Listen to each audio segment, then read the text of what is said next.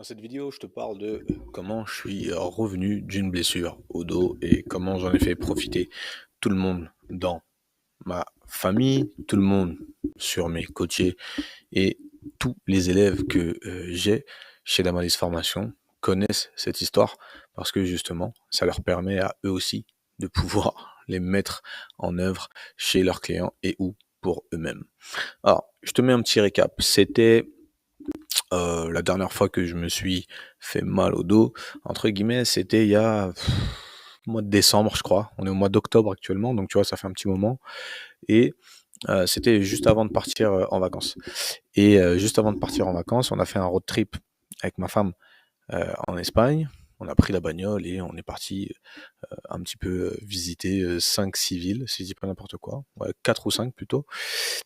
Et veille de départ, comme je savais que sur les 10 jours qui allaient suivre, les entraînements se feraient très rares, voire pas du tout, j'ai eu la bonne idée de me dire, bah tiens, c'est à ce moment-là où je vais décider de pousser un petit peu plus le bouchon pour avoir justement dans ma tête, hein, ma tête d'enfant, euh, un, un, un pump d'une certaine manière qui resterait jusqu'à mon retour. Bien évidemment, c'est impossible d'avoir un pump qui dure 10 jours.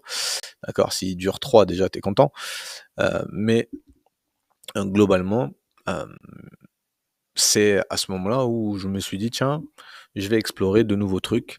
Euh, et c'est là où je me suis mis à aller avoisiner des amplitudes articulaires et des amplitudes en termes d'étirement que j'avais pas l'habitude de faire. Jusque-là, rien de dramatique, ok, c'est quelque chose qu'on peut faire normalement. Utiliser des nouvelles amplitudes, c'est pas ça qui blesse ou c'est pas ça qui met à risque plutôt. C'est ça, c'est plutôt cette réflexion-là que je voudrais avoir.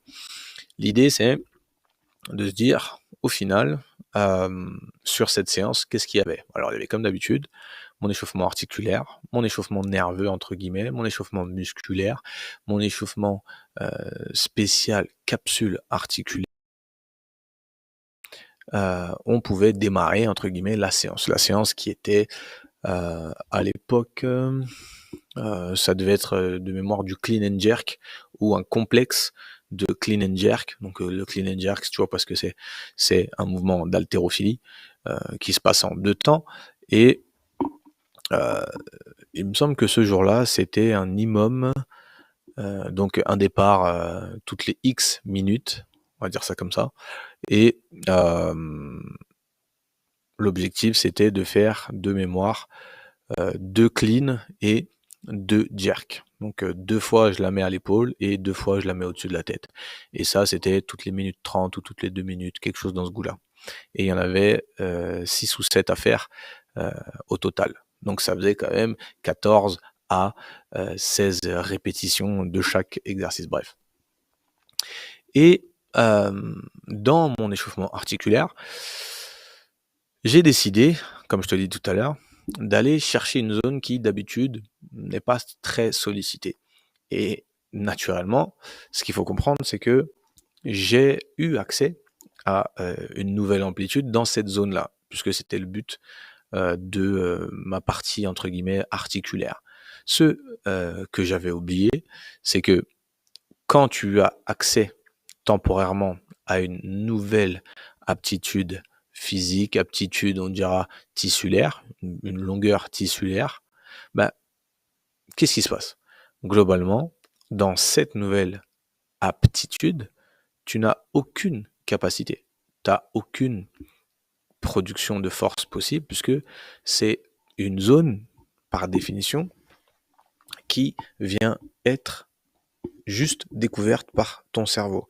Et ton cerveau a besoin toujours d'avoir une constance dans les informations qu'il reçoit, dans la production de force qu'il est capable de produire, etc., etc.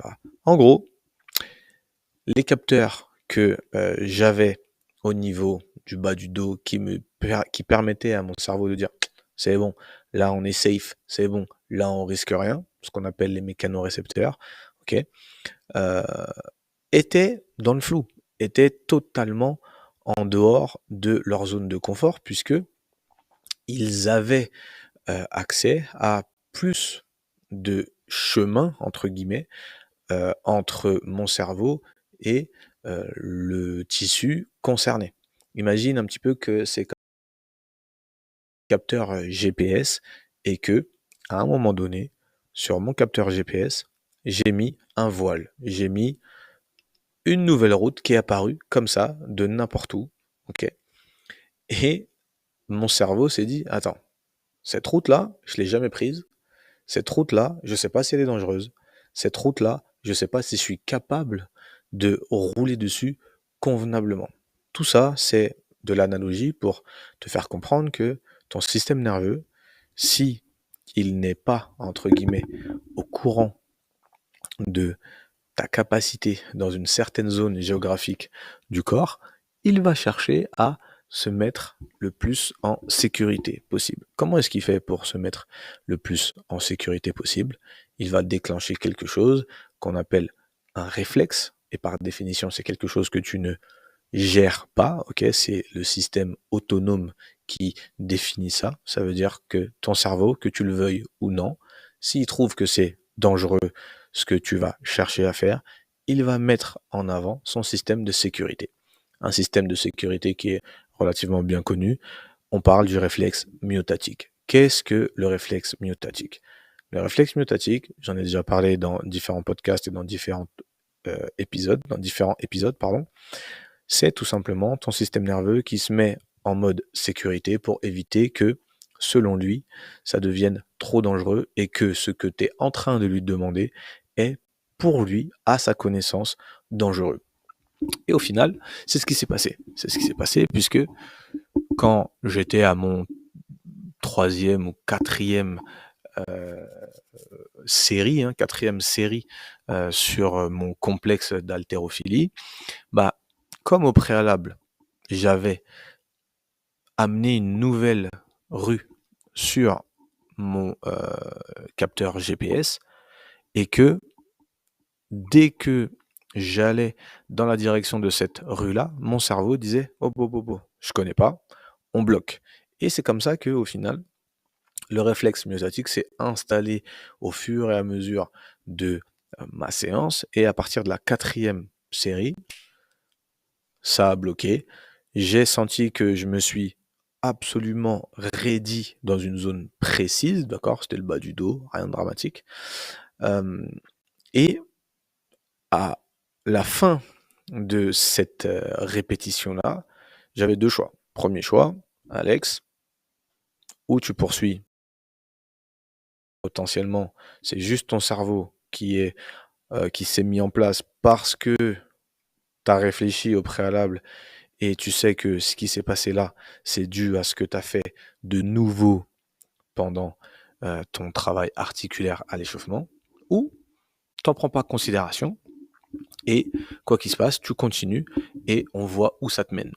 J'ai choisi la première option dans un premier cas où je me suis dit: «OK, c'est pas grave, tant pis, j'ai d'autres choses à faire, pendant, ma séance où je vais pas spécialement avoir besoin de cette faculté entre guillemets, d'utiliser mon bas du dos, ou plutôt, que mon bas du dos ne me gênerait pas, ne me perturberait pas sur, les activités que je veux poursuivre». OK, donc la poursuite, c'était quoi? C'était, développé couché, c'était du, tirage horizontal, un truc comme ça, dans ce goût-là. Et de toute manière, je suis intelligent. Je suis formateur, je suis coach sportif depuis, de nombreuses années maintenant. Il suffit juste de trouver un moyen de biaiser l'information que, mon cerveau a, c'est-à-dire qu'il est en danger, et que je m'assure que tout ce que je vais faire après cet cet incident, OK, fait que mon cerveau soit de plus en plus enclin à comprendre que ce que je suis en train de faire n'est pas dangereux. Encore mieux, le but est que, à chaque mouvement que je vais faire, chercher à convaincre mon cerveau que ce qu'on est en train de faire, c'est pas dangereux. Ce qu'on est en train de faire, c'est, heu, ce que j'ai accès d'habitude, sans pour autant mettre à risque encore plus ce qui vient de se passer. Je te parle de, entre guillemets, la phase, la période un petit peu d'inconfort dû à ce réflexe myotatique et à ce message de douleur et de dangerosité de ce que j'avais fait. Bref, comment est-ce que, au final, j'ai fait pour convaincre mon cerveau? Ça tient en peut-être 3 mots, ok. C'est les micro-répétitions. Les micro-répétitions. Qu'est-ce que je veux dire par là? Je veux dire que à partir du moment où j'ai senti que je commençais à me raidir dans le bas du dos et que ce que je faisais en, en, en aval de cet exercice-là, c'est-à-dire après cet exercice-là, ne maximisait pas, ne majorait pas la, la douleur, ok, j'ai commencé à mettre pendant mes phases de repos des micro-mouvements sur le bas du dos. Ok, et quand je dis micro-mouvements, ça veut dire tout simplement antéversion, rétroversion du bassin, slice, je sais même pas comment on dit ça en français, les décalages du bassin à gauche, à droite, rotation à gauche, à droite, flexion, extension de la colonne lombaire. Tout ce qui m'était en capacité de faire, sans endommager et sans avoir ce signal qui est envoyé au cerveau en disant là, c'est vraiment dangereux ce que tu fais, là, ça fait mal, je l'ai fait. Et ça, c'était vendredi matin, à peu près, avant 10h.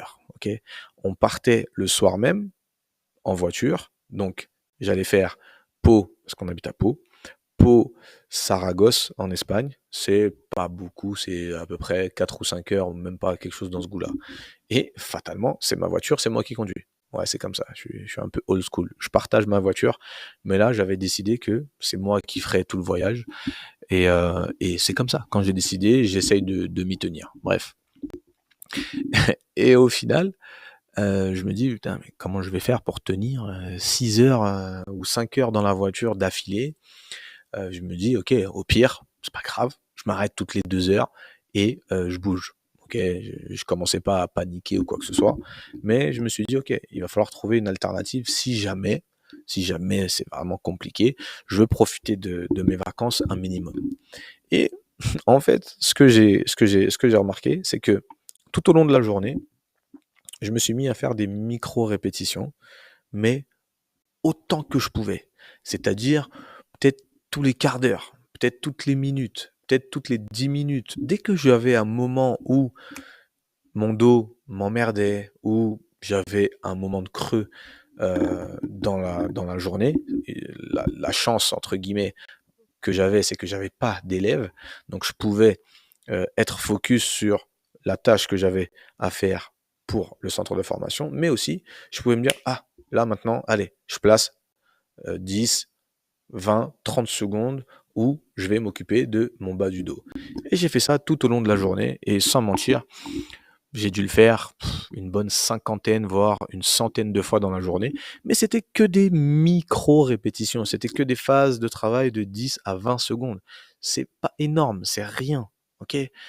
Et en fait, c'est un petit peu comme si j'avais fait une espèce de zone 2 sur mon réflexe myotatique. Ça veut dire que j'avais pris en grippe ce réflexe myotatique et je m'étais dit, ok, toi, sur toute la journée, je vais te mettre plein de petites doses qui vont te permettre de comprendre qu'on n'est pas en danger, qui vont te permettre de me laisser bouger de plus en plus amplement, si ça se dit. Et c'est ce qui s'est passé. 10 heures, allez, avant 10 heures, je pouvais à peine me fléchir. Déjà arrivé à midi, j'avais déjà retrouvé plus ou moins d'amplitude. Attention, je faisais pas le Jefferson curl, mais j'avais déjà retrouvé plus d'amplitude. À 16 heures, j'avais déjà une douleur qui était amoindrie de presque 50%. Et à 17h, ouais, 17h, 18h, je commençais à pouvoir, entre guillemets, euh, être un minimum détendu. Attention, Je suis pas magicien, je dis pas que c'est passé comme ça, parce que tu vas avoir le retour de bâton ou le revers de la médaille, c'est que comme je me suis senti à l'aise, qu'est-ce que j'ai fait? Bah, j'ai diminué la fréquence et on est parti le lendemain matin euh, avec la voiture. On est parti aux alentours de 6 heures du matin, quelque chose comme ça, dans ce goût-là. Et la nuit, c'est pas super bien passé, parce que, comme tu le sais, dans la nuit, tu bouges pas. Et comme je bougeais de moins en moins, donc ça fait que j'ai pas bougé pendant 8 heures, alors que juste avant, j'avais bougé pendant 8 heures, même si c'était des micro-répétitions, d'accord? C'était quand même du mouvement. Et c'est là où le bas blesse, comme diraient euh, les vieilles mamans, d'accord? C'est celles qui avaient encore un petit peu de poigne. Euh, c'est là où, au final, bah, tu peux être actif que quand tu peux être actif. Donc, c'est à ce moment-là où il faut que tu prennes les choses en main. Réveil samedi matin, 6 heures, ça piquait un petit peu. Qu'est-ce que j'ai fait? Première chose au réveil, avant d'aller pisser, avant de manger, avant de dire bonjour à madame. Ouais, ça, j'aurais pu le faire peut-être avant. Mais je me suis mis à bouger. J'étais dans mon lit et je faisais rétroversion, antéversion. Je faisais des glissements latéraux. Des glissements latéraux, du coup. Je faisais des rotations de bassin. Je faisais des rotations de tronc. Bref, je bougeais un maximum ce que je pouvais bouger. Et euh, ça m'a permis de comprendre que, au final, la seule solution qu'on avait à notre disposition et que tout le monde pouvait utiliser, ça reste le mouvement. Et ça, je pense que tous mes élèves l'ont compris, que tous mes coachés l'ont compris, qu'ils soient en ligne ou qu'ils soient en physique. La seule solution qu'on a à notre petit niveau et qu'on peut toujours utiliser, c'est le mouvement et donc la production de force à minima. Je termine mon histoire et après on clôture cette vidéo. En arrivant à Saragosse, en arrivant en Espagne, j'ai continué. J'ai continué à faire mes micro-mouvements dès que je pouvais. Et 2 jours après, j'avais plus aucune douleur et je pouvais bouger librement comme s'il s'était jamais rien passé. Tout ça pourquoi? Tout ça parce que j'ai réussi à convaincre mon système nerveux et donc tous les tissus qui sont en lien avec le réflexe myotatique de me laisser peu à peu reprendre le contrôle sur l'intégrité de cette zone corporelle et de cette zone géographique sur mon corps. Donc, pour clôturer un petit peu cette vidéo, on dira plutôt expérience perso. Si jamais tu te blesses au bas du dos, si jamais tu te blesses au bras, si jamais tu te blesses à n'importe quelle partie du corps, la première chose que tu vas chercher à vouloir faire et que je t'encourage à faire, c'est bouger ce que tu peux bouger. C'est une des règles fondamentales du corps humain. Okay, peu importe ce qui se passe, tu dois bouger ce à quoi tu peux bouger, si ça se dit. C'était pas très français ça. Mais bon, mes élèves, vous avez un peu l'habitude. L'idée, c'est quoi? L'idée, c'est de se dire, ok, j'ai mal au dos, mais mes épaules, elles ont rien. Mes hanches, elles ont rien. Mes genoux, ils ont rien. Mes coudes, ils ont rien, etc., etc. Donc, tout ce qu'on peut bouger, il faudra le bouger. Et plus on va solliciter la zone qui est, entre guillemets, endommagée ou qui est susceptible d'être défaillante à ce moment-là, plus on va convaincre notre cerveau que ce faux mouvement, que ce mouvement dangereux ne l'est pas. Ok? C'est une erreur. Alerte rouge, mais c'est fausse alerte, en vrai. Et la fausse alerte, c'est moi qui l'amène à mon cerveau en lui faisant comprendre que, hé, regarde, quand je bouge dans cette amplitude-là, il se passe rien. Ça fait quand même 2 heures et demie que je fais de l'antéversion et de la rétroversion. La douleur n'a pas empiré. Ok? On n'a pas empirer le cas clinique ou quoi que ce soit. Donc, au fur et à mesure, ton cerveau va te laisser peu à peu reprendre le contrôle et c'est comme ça qu'on revient d'une blessure au dos, ou en tout cas, c'est comme ça que moi, je suis revenu d'une blessure du dos et c'est comme ça que tout mon entourage, maintenant, fait pour revenir d'une blessure, mais quelle qu'elle soit, que ce soit au dos ou pas. Et ça m'évite, d'avoir à toujours aller voir mon kiné dès que j'ai un petit quelque chose qui va pas, ok. Ça me permet d'avoir la main mise sur mon corps, et ça pour un être humain, être autonome sur sa capacité à se, qu'on le veuille ou non. Et de plus, c'est quelque chose que je vais garder tout au long de ma vie. Donc, quand j'aurai 45, 55, 65 et plus, je garderai en tête ce petit tips, si on peut dire ça comme ça, pour revenir d'une blessure au dos ou pour revenir d'une blessure tout court. Ça reste le même principe. On n'est juste pas sur le même degré d'effort à fournir.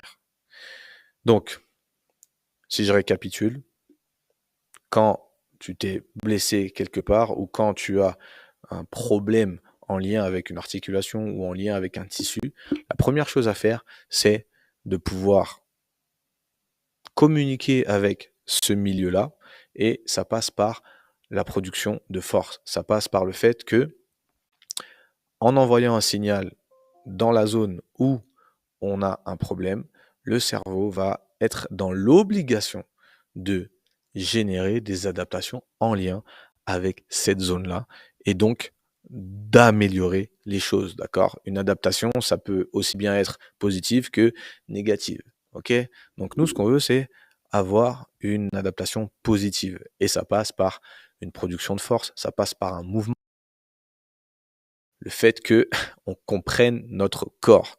Si tu veux comprendre de mieux en mieux le corps humain, on a chez Damalis, c'est le centre de formation dans lequel je suis formateur, des formations où justement on approfondit tout ça. Pour aller encore un peu plus loin, mais cette fois-ci avec moi, j'ai une formation sur l'anatomie qui t'apprend réellement à concevoir et conceptualiser qu'est-ce que l'anatomie actuelle et qu'est-ce que l'anatomie d'avant-hier. Ok. Dans cette formation qui est prévue pour les coachs à la base, puisque moi je suis formateur d'éducateurs sportifs, mais elle est pour tout le monde. D'accord. J'extrapole l'anatomie comme on l'entend sur le big picture, la version macro, ok, et on aborde l'anatomie sur la version micro-anatomie qui est beaucoup plus poussée et qui est beaucoup plus intéressant pour la compréhension de notre corps et donc de notre prise en charge derrière. Tout ça, tu peux le retrouver sur les différents liens qui sont sous la vidéo et tu as accès à tout mon catalogue de formations pour ceux qui sont intéressés. Mais bien évidemment, si tu veux pas débourser 1 euro, rester sur YouTube, c'est gratuit. Et en plus de ça, ça fait passer des bons moments avec toi, avec moi et avec tout le monde. Et en plus de ça, si tu apprends quelque chose, tout le monde y gagne. Bref, Shameless Blog, si tu veux devenir éducateur sportif et être formé convenablement, damalis.fr. Si tu veux te former en étant déjà coach ou pour devenir coach, Personal Invest sur Instagram ou sur toutes les autres plateformes, tu auras accès à mon catalogue de formation également pour observer ce qui t'intéresse. Ah, dernier truc, si tu veux t'inscrire en CQP IF, n'oublie pas que on donne, écoute bien ce que je dis, on donne, ok, une programmation pour passer les tests techniques et pour passer les cours collectifs. Voilà. Donc, c'est tout pour cette vidéo. Nous, on se revoit très bientôt. Sois prêt, sois fort. Ciao.